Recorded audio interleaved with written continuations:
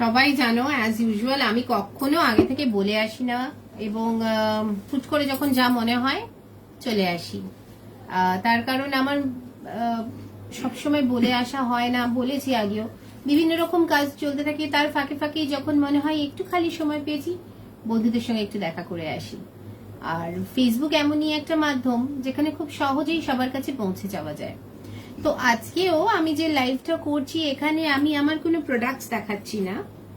আমি দেখলাম এর আগের বার যখন আমি বিশ্বামিত্র নিয়ে কথা বলেছিলাম তখন প্রচুর মানুষজন সেটাকে মানে ভালোবেসেছে, তাদের ভালো লাগার কারণগুলো জেনেছি এবং অনেকেই ফোন করে অনেক ধরনের কথা আমাকে জিজ্ঞেসও করেছে। তো ভাবলাম আজকে আর একটা এক্সপেরিমেন্ট এটা নিয়ে করি, কারণ এরকম প্রচুর গল্প আমার কাছে রয়েছে। दोस्तों जो उस तरफ हैं और जो मुझे देख रहे हैं या सुन रहे हैं उनके लिए ये वार्ता। आज मैं अपना कोई कलेक्शन नहीं दिखा रही हूँ, बस आई हूँ आप लोगों से थोड़ी देर गुफ्तगू करने के लिए, थोड़ी मीठी बातें बोलने के लिए, कुछ अच्छी पौराणिक कथाओं के साथ। और जिनको जैसा लगता है सुनने में प्लीज मुझे कमेंट जरूर करें और मुझे बताएं जरूर कि आप लोगों को कैसा लग रहा है, क्योंकि ये मेरे लिए एक नया अध्याय है। मैं जरूर डबिंग का काम करती हूँ या एंकरिंग का काम करती हूँ, लेकिन ये जो मैंने नई प्रथा चालू करी है ये एकदम ही नया अध्याय है मेरे लिए। और मैं भी चाहती हूँ कि धीरे धीरे इस चीज में अपने आप को समृद्ध करूं, और साथ में अगर आप जैसे दोस्तों का साथ हो तो वो जर्नी और इजी हो जाएगा। तो इसीलिए मैंने सोचा आज क्यों ना महाभारत की गाथाओं से कुछ कहानियां छांट कर आपके लिए लेकर आऊं। আজকে যেটা আমি চিন্তা করেছি সেটা একদম ভিন্ন স্বাদের বলবো না, কিন্তু একটু অন্য মাত্রা। এর আগের দিন আমি ঋষি বিশ্বামিত্রকে নিয়ে কথা বলেছিলাম, আজকে কথা বলবো মহাভারত নিয়ে। মহাভারত যবে থেকে শুরু হয়েছে, যে মহাভারত আমরা যখন মানে পড়ি, যেখান থেকে গল্পটা সূত্রপাত হয়, সুনন্দা আর সুনন্দার ছেলে শান্তনু, প্রতিপা আর সুনন্দার ছেলে শান্তনু, তো সেখান থেকে গল্পটা শুরু। শান্তনু একজন খুব বিখ্যাত রাজা, উনি ভরত বংশকে এগিয়ে নিয়ে যাচ্ছেন, চন্দ্রকুল তাদের, এবং সেইখান থেকে দাঁড়িয়ে গল্পটা শুরু। এবং আমরা ধীরে ধীরে যেরকম গল্পটা এগিয়ে যায় দেখতে পারি উনি একজন খুবই প্রতাপী রাজা, হস্তিনাপুরে তার রাজ্য, এবং উনি মা গঙ্গার সঙ্গে প্রণয় সূত্রে বাঁধতে চলেছেন। এবং যখন প্রণয় সূত্রে দুজনই এক হচ্ছে সেই সময় মা গঙ্গা বলেছিলেন যে আমার কিছু শর্ত আছে। তখন উনি বলেছিলেন যা শর্ত আমি সেটাকে অ্যাকসেপ্ট করলাম। তো মা গঙ্গা বলেছিল আমি যাই করি না কেন আমাকে কেউ কোনো প্রশ্ন করবে না। तो आज की जो कहानी है वो महाभारत से है और महाभारत की उस कड़ी को जोड़ती है जहां से महाभारत का शुभ आरंभ हो रहा है। व्यासदेव ने जहां से लिखना शुरू किया, दिखाते हैं हस्तिनापुर के राज्य में एक शिशु का जन्म हुआ प्रतिपा और सुनंदा की गोद में। जो शिशु है वही आगे चलकर राजा शांतनु बनते हैं, जो एक बहुत ही प्रतापी राजा है और जिनको माँ गंगा से प्यार हो जाता है। तो माँ गंगा उनके साथ प्रणय सूत्र में जब बंध रही थी उसी समय उन्होंने एक शर्त रखा था, चाहे मैं कुछ भी करूं कोई मुझसे कोई प्रश्न नहीं करेगा, और राजा ने वो एक्सेप्ट किया था। तो वहीं से कहानी शुरू। और हम लोग देखते हैं जैसे जैसे कहानी आगे बढ़ती है तो हम लोगों के पास और भी कहानी के और गहराइयों में हम जाते हैं तो देखते हैं कि माँ गंगा को जितने भी संतान प्रसव हो रहे हैं सभी को वो अपनी जल में बहा दे रही हैं। तो ऐसे करते करते उन्होंने 7 बच्चों को उन्होंने बहा दिया। तो जब 8वें बच्चे का समय आया तो राजा शांतनु ने उन्हें रोका और पूछा तुम ये क्या कर रही हो। पूछते ही माँ गंगा अपने इस संतान के साथ चली जाती हैं। আমরা যখন এই গল্পটার সূত্রপাত হচ্ছে আর যেখানে মা গঙ্গা বলেছেন যে আমাকে কেউ কোনো প্রশ্ন করবে না, ঠিক সেই সময়ে রাজা শান্তনু আর মা গঙ্গার দেখা যায় যে একে একে 7টা সন্তান হয়েছে এবং 7 জনকেই মা নিজের প্রবাহে বইয়ে দিয়েছে। তো 8 নম্বর সন্তান যখন হলো, যখন অষ্টম সন্তান হলো, তখন কিন্তু আর রাজা শান্তনু নিজেকে ধরে রাখতে পারলেন না। উনি মা গঙ্গাকে প্রশ্ন করলেন, তুমি এটা কি করছো?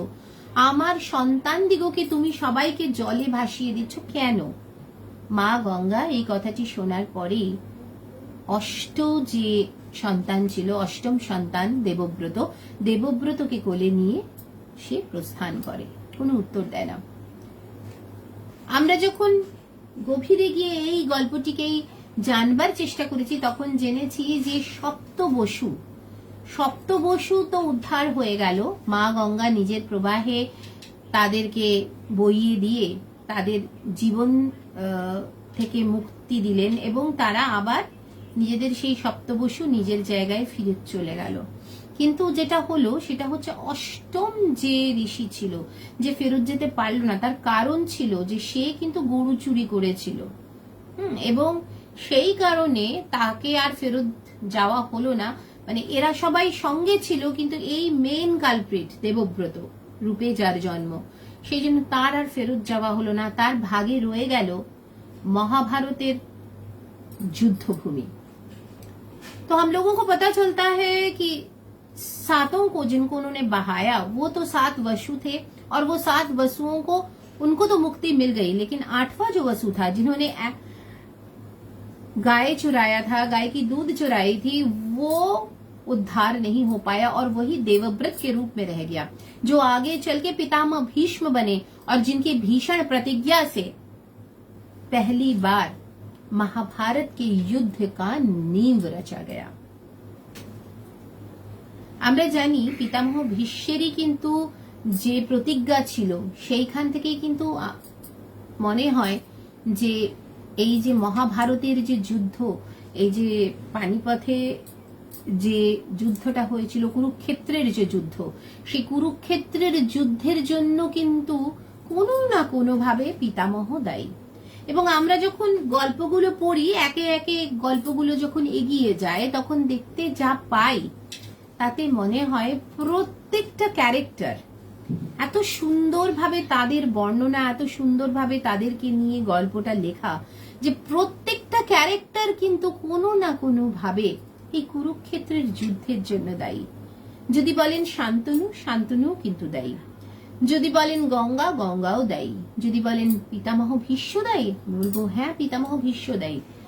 আর সত্যবতীও দায়ী। এই সত্যবতী কে? সত্যবতী একজন মৎস্যগন্ধা, একজন সে মাছ শিকার করে বেড়ায়, সে একজন মানে মাছ ধরে বেড়ায়, মাছুয়ারন। সে যেখানে ঘুরে বেড়াচ্ছে তার গায়ে প্রচুর মাছের গন্ধ, কিন্তু তার প্রথম যে স্বামী সে কিন্তু ঋষি পরাশর, আর ওনারই গর্ভে ধারণ করেছিলেন উনি ऋषि वेदव्यास के। तो जब हम लोग कहानी के आगे बढ़ते हैं तो पता चलता है कि शांतनु जी का प्रेम फिर से एक बार उजागर होता है और उनको प्यार हो जाता है सत्यवती से। सत्यवती एक मत्स्यगंधा थी और वो मछुआरन थी, लेकिन उनका जो विवाह था वो बहुत एम्बिशियस थी, और उनका जो विवाह हुआ था वो एक बहुत ही नामचीन ऋषि, बहुत ही फेमस एक ऋषि के साथ हुआ था। उनका नाम था ऋषि पराशर, और ऋषि पराशर से ही उनको एक बेटा था, जो आगे चल के इस महाभारत की युद्ध भूमि का जो पटचित्र है, जिन्होंने इसके बारे में लिखा, जिन्होंने अपने गाथा में पूरी महाभारत को एक कविता के रूप में उन्होंने आश्रय दिया, और वो कोई और नहीं, वो स्वयं द्वैपायन व्यास जी थे, वेद व्यास। तो हम आगे बढ़ते हैं इस कहानी में। अगर हम कहें शांतनु, जब इंसान अपने शेष जीवन की तरफ आता है, जब हम लोग मृत्यु लोक को छोड़ के जाने वाले होते हैं, ठीक उसी समय हम लोगों को रियलाइजेशन होना चालू होता है।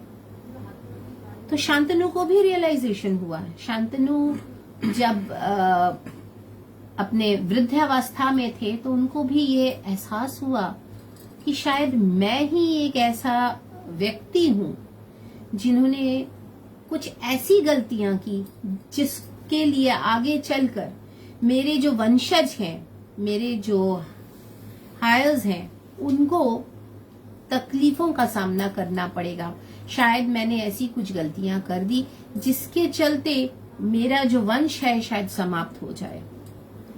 ठीक उसी प्रकार गंगा की भी ये भावनाएं थी कि अगर मैंने सब कुछ बता के किया होता तो शायद शांतनु और मेरा जो संपर्क है वो बना रहता, मेरे बेटे को राज्याभिषेक मिलता, और आखिर तक इतनी जो घटनाएं घटी, जो गंगा जी ने अपनी आंखों से देखी, खून के आंसू वो रोई अपने बेटे की मौत पे, तो वो शायद ना होता, क्योंकि महाभारत का युद्ध नहीं होता।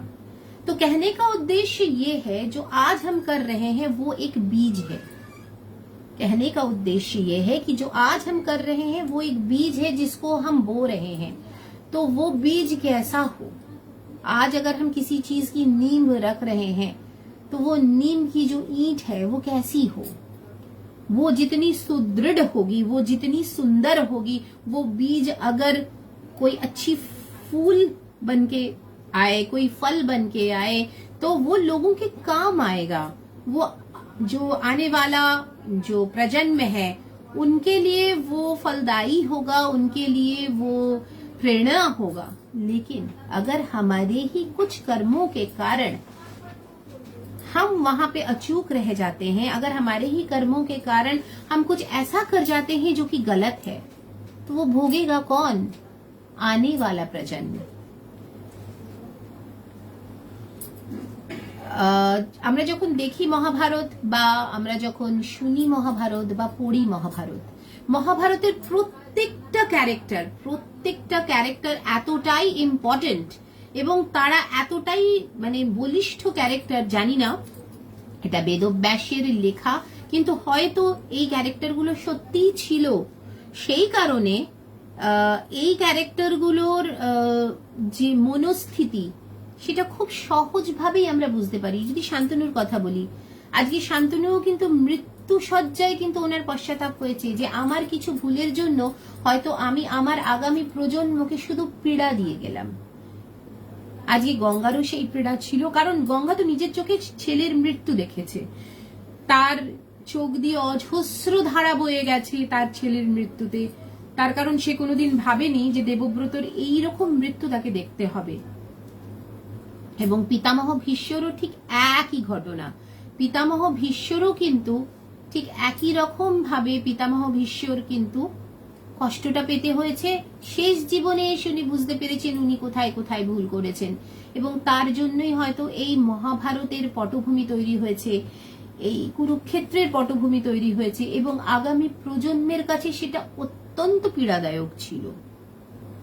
মানে যারা নতুন প্রজন্ম এসেছে, কুরুবংশ আর পাণ্ডব হয়েছে, কুরুবংশ ভেঙে গেছে, ভেঙে গিয়ে কৌরব পাণ্ডব হয়েছে, কিন্তু সেটা তো কুরুবংশই থাকার কথা ছিল। তো বিভিন্ন মানুষের বিভিন্ন ছোট ছোট ভুলে কিন্তু একটা বিশালকায় ভুল তৈরি হয়, সেই বিশালকায় ভুল থেকে মানুষ বেরাতে পারে না।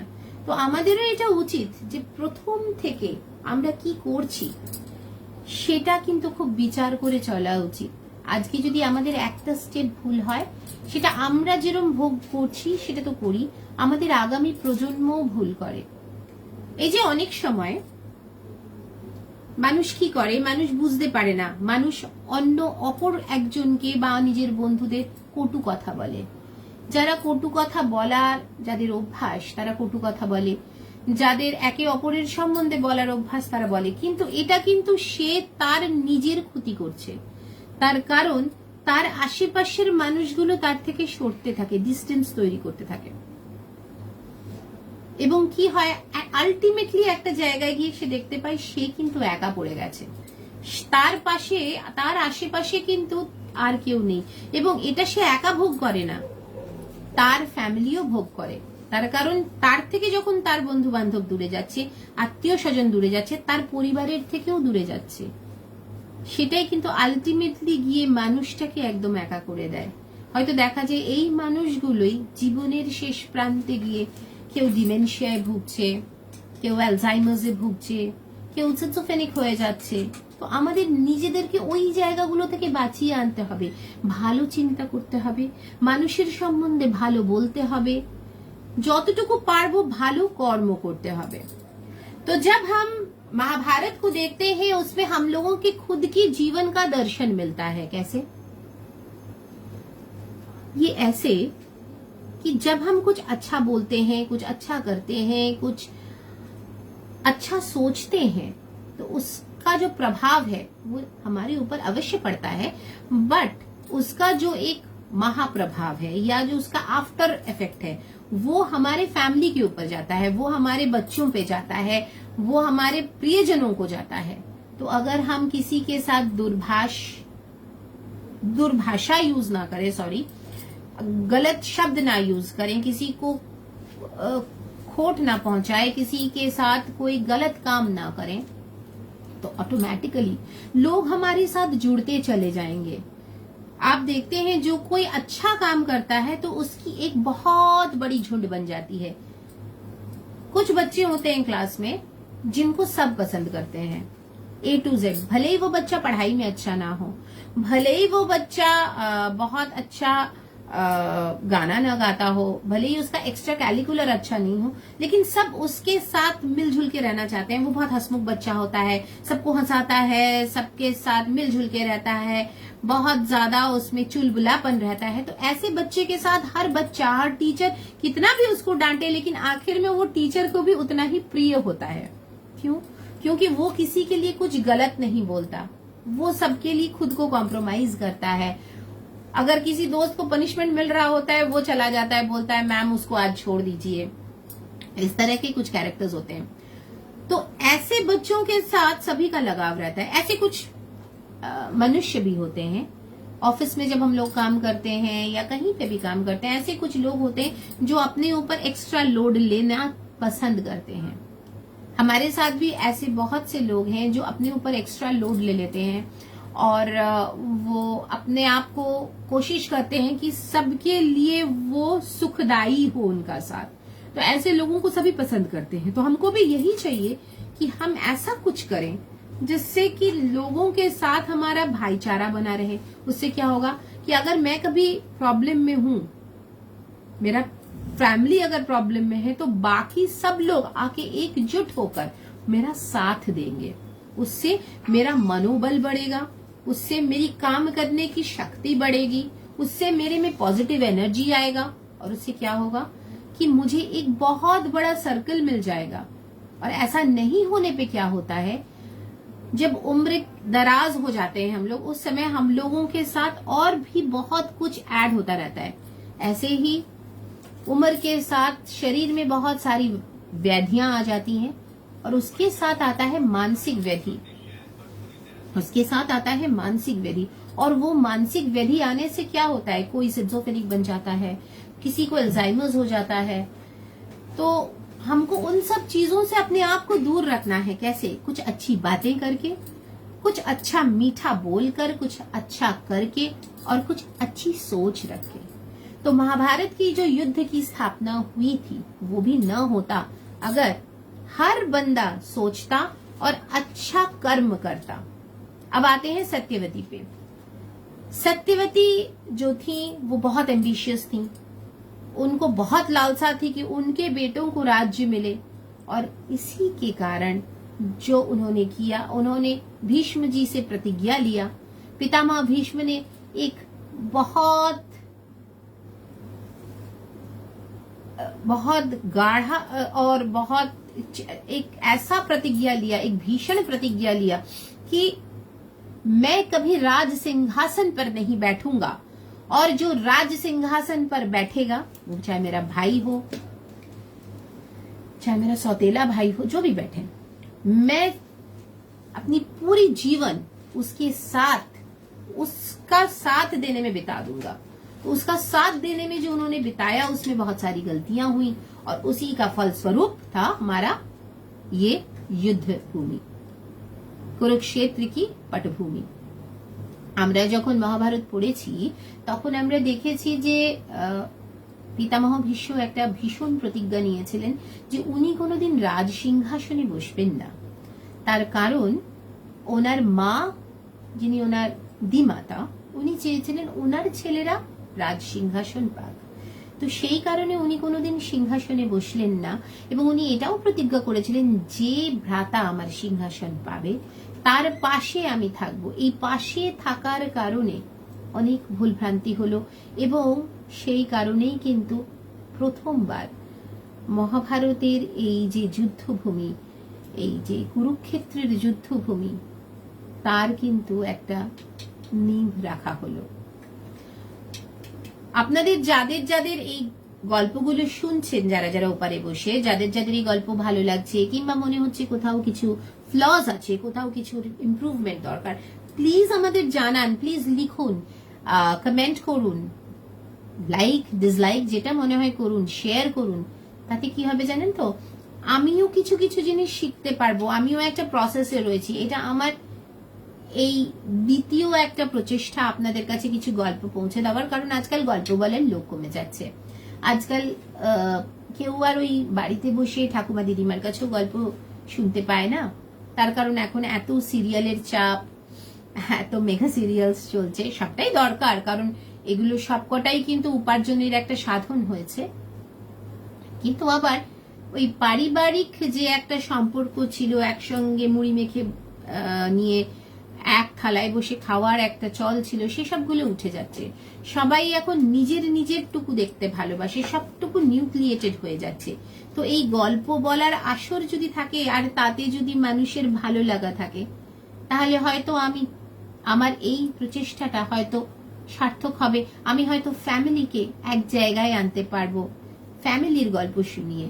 মহাভারত তো একটা ফ্যামিলিরই গল্প, সেই ফ্যামিলি ড্রামা বলুন, ফ্যামিলির গল্প বলুন, এটাও কিন্তু একটা মেগা স্টোরি, এপিক। এত বড় এপিক সারা বিশ্বে কোথাও লেখা হয়নি। মহাভারত সব থেকে বড় এপিক, এবং সেই এপিকের গল্প শুনিয়ে যদি আপনাদের মনে কোনো একটা জায়গায়, একটা কর্নারে একটা ছোট্ট জায়গা করতে পারি, আমার ভীষণ ভালো লাগবে। आज की जो मैंने आप लोगों को कहानी सुनाई वो एक बड़े परिवार की कहानी है। आजकल परिवार टूट रहे हैं, सब कुछ न्यूक्लिएटेड हो रहा है, सबको आजकल अपने अपना प्रोग्राम्स देखना अच्छा लगता है, सब छोटा छोटा छोटा छोटा होता चला जा रहा है। तो उसी छोटी छोटी जगहों से तोड़ते हुए, आजकल क्योंकि मेगा सीरियल्स का युग है, लोग ओटीटी प्लेटफॉर्म्स देख रहे हैं, लोगों को अपना अपना चॉइस का प्रोग्राम देखना अच्छा लगता है, कोई यूट्यूब देखता है, लेकिन अगर एक बड़े परिवार की कहानी सुना के मैं छोटे छोटे परिवारों को एक साथ ला पाऊं तो मुझे बहुत तसल्ली मिलेगी। उसका कारण ये एक ही है कि जब हम लोग एक साथ रहते हैं ना, तो बहुत सी परेशानियां दूर हो जाती हैं। और जो लोग उस पार से मुझे सुन रहे हैं, देख रहे हैं, वो प्लीज मेरे साथ गुफ्तगू करें, वो प्लीज मुझे कुछ कमेंट्स करें, उनको लाइक डिसलाइक जो भी हो करें, शेयर करें, तो मुझे भी पता चलेगा कि मेरी कहानियां आप तक पहुंच रही हैं या नहीं, आपके दिल को छू रही हैं या नहीं। मुझे इस प्रोग्राम से कुछ लेना नहीं है, कुछ पाना नहीं है, सिवाय प्यार के। তো প্যার বরকরার রাখিয়েগা। আপনাদের সবার ভালোবাসা নিয়ে এগিয়ে যেতে চাই। আবার চলে আসবো কোনো একদিন আরো কিছু ঝুলিতে গল্প নিয়ে, বা মহাভারতের এই গল্পটাকেই এগিয়ে নিয়ে যেতে আবার ফিরে আসবো আপনাদের মাঝখানে। Tata, bye bye, see you, and love for all. ধন্যবাদ।